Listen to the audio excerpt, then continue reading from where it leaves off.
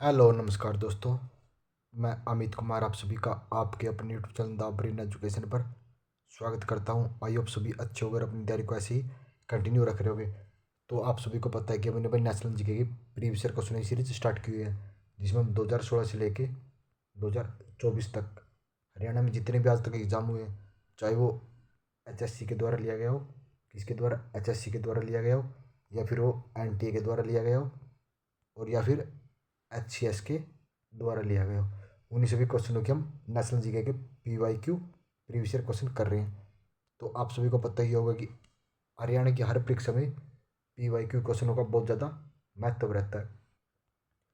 अगर कोई बच्चा भाई PYQ क्वेश्चन को बहुत ही अच्छे से कर लेता नहीं, तो भाई नेशनल जीके का 15 क्वेश्चन आने हैं हरियाणा के एग्ज़ाम में, तो भाई 10 प्लस तो वो PYQ से ही कवर कर लेता है। तो चलो अपनी क्लास की शुरुआत करते हैं। आज आपका पहला क्वेश्चन रहेगा, शेरशाह सूरी ने 1540 में किस मुगल शासक को भारत से भागने के लिए विवश कर दिया गया था? तो शेरशाह सूरी ने 1540 में हुमायूं को। ग्राम पंचायत का कार्यकाल कितना होता है? तो ग्राम पंचायत का कार्यकाल 5 वर्ष का होता है। कितना? 5 वर्ष का होता है। भूदान आंदोलन कब शुरू हुआ? तो भूदान आंदोलन 10 मार्च 1950 को। कब? 10 मार्च 1950 को भूदान आंदोलन शुरू हुआ था। प्रगति की अवधारणा खालिस्तान की संकल्पना से जुड़ी है। तो प्रगति की अवधारणा सामाजिक परिवर्तन से जुड़ी हुई है। अस्पृश्यता निषेध अधिनियम किस वर्ष पारित हुआ? तो अधिनियम किस वर्ष पारित हुआ था? ये 1955 में पारित हुआ था। कब? 1955 में पारित हुआ था। भारत में जैव विविधता हॉटस्पॉट के रूप में कौन सा क्षेत्र है? तो भारत में जैव विविधता के लिए कौन सा क्षेत्र है? तो ये हिमालय। कौन सा? हिमालय क्षेत्र। राज्यसभा में कर्नाटक राज्य के लिए कितने स्थान है? तो राज्यसभा में कर्नाटक के लिए 12। खरीफ की फसल प्राय किस यहाँ पे मास नहीं है, मौसम में बोई जाती है? तो खरीफ की फसल सावन भादों में बोई जाती है। अनुसूचित जाति जनजाति के लिए आयोग कब गठित किया गया? मोस्ट इंपोर्टेंट क्वेश्चन है भाई। अनुसूचित जाति जनजाति के लिए आयोग 1977 में गठित किया गया। भारत में भू राजस्व प्रणाली कब शुरू की गई? तो भारत में भू राजस्व प्रणाली 1793 में लॉर्ड कॉर्नवालिस के द्वारा विकसित प्रणाली है। किसके द्वारा? 1793 में लॉर्ड कॉर्नवालिस के द्वारा। कौन सी? भू राजस्व प्रणाली। रेतवाड़ी व्यवस्था क्या है? तो रेतवाड़ी व्यवस्था क्या है? तो ये भूमि अवधि है। कौन सी? भूमि अवधि। एक स्वस्थ शरीर में स्वस्थ मन विकास करता है, यह कथन किसका है? तो यह कथन प्लेटो का। किसका? प्लेटो का है। साक्षरता खालिस्तान का उत्पाद है। तो साक्षरता शिक्षा का उत्पाद होती है। किस राज्य या केंद्र शासित क्षेत्र में वन क्षेत्र उसके भौगोलिक क्षेत्र से प्रतिशत सार्वजनिक है? मतलब कि कौन सा राज्य है जिसमें वन क्षेत्र सबसे ज़्यादा है? तो मिजोरम राज्य है। प्रथम कॉलोनित बेड का नाम क्या है? तो प्रथम कॉलोनित बेड का नाम डालिया है। निम्नलिखित में से किस राज्य या किन राज्यों में हरित क्रांति का लागू हुआ था? तो हरित क्रांति का लागू सबसे पहले और सबसे ज़्यादा एक तो पंजाब राज्य को हुआ था, हरियाणा और उत्तर प्रदेश को हुआ था। किस किस को? हरियाणा, पंजाब और उत्तर प्रदेश को हरित क्रांति का सबसे ज़्यादा लाभ हुआ था। विश्व में पशुधन संख्या सार्वजनिक किस देश में? तो विश्व में सबसे ज़्यादा पशुधन संख्या हमारे भारत देश में। किसमें? भारत देश में है। भगत व संगीतज्ञ सूरदास किसके समकालीन थे? तो सूरदास अकबर के समकालीन थे। निर्वाचन आयोग किन अनुच्छेद के अंतर्गत आता है? मोस्ट इंपोर्टेंट है भाई। निर्वाचन आयोग 324 से 329 के अंतर्गत आता है भाई। निर्वाचन आयोग से रिलेटिव एक क्वेश्चन आपके एग्जाम में पक्का पूछा जाए, क्योंकि हाल ही में मोस्टली स्टेट में अब इलेक्शन हुए हैं, तो निर्वाचन आयोग से रिलेटिव एक क्वेश्चन पक्का पूछा जाएगा। और जहाँ तक ख्याल है ये पूछा जाएगा निर्वाचन आयोग के चेयरमैन या अनुच्छेद कौन सा? 324 से 329। राज्य विधान परिषद के सदस्य का विधानसभा द्वारा चुना गया। तो राज्य विधानसभा को कुल सदस्यों का 1/3 को चुना जाता है। सुमासी प्रवाह देखा जाता है। तो सुमासी प्रवाह हिंद महासागर में देखा जाता है। भारत में पहली रेल यात्रा तो 1853 में। कब? 1853 में चली सी। कहाँ से कहाँ तक? तो ये बम्बई से ठाणे के बीच।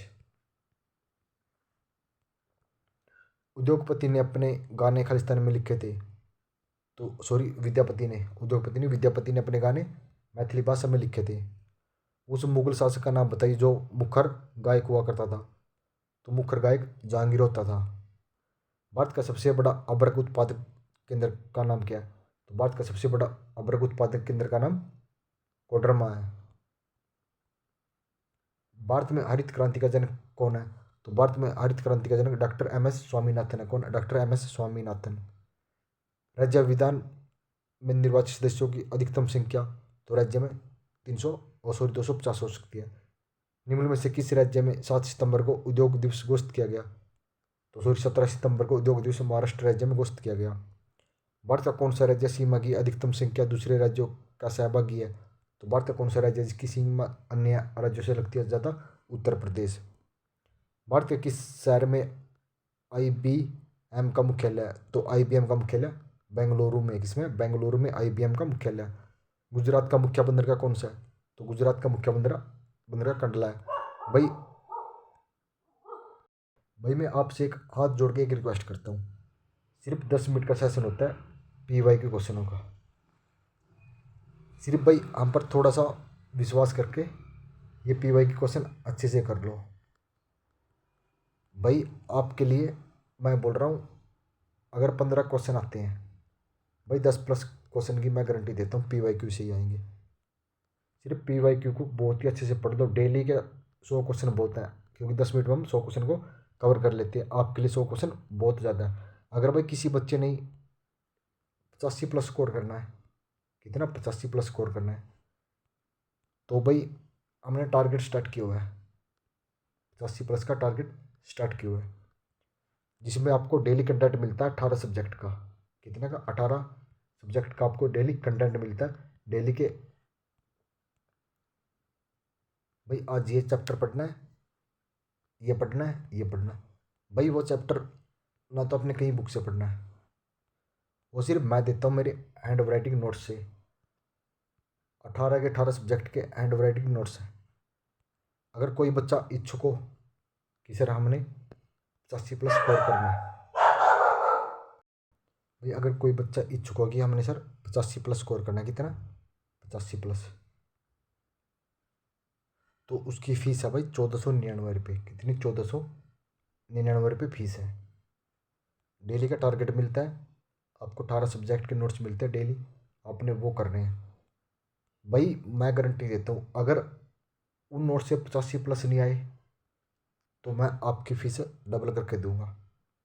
डबल करके आपको फीस मिलेगी। भाई जो भी बच्चा इच्छुक हो, कोई भी बच्चा इच्छुक हो, तो कमेंट बॉक्स में कमेंट कर देना, हमारी टीम आपसे संपर्क कर लेगी। सिर्फ 1499 रुपये।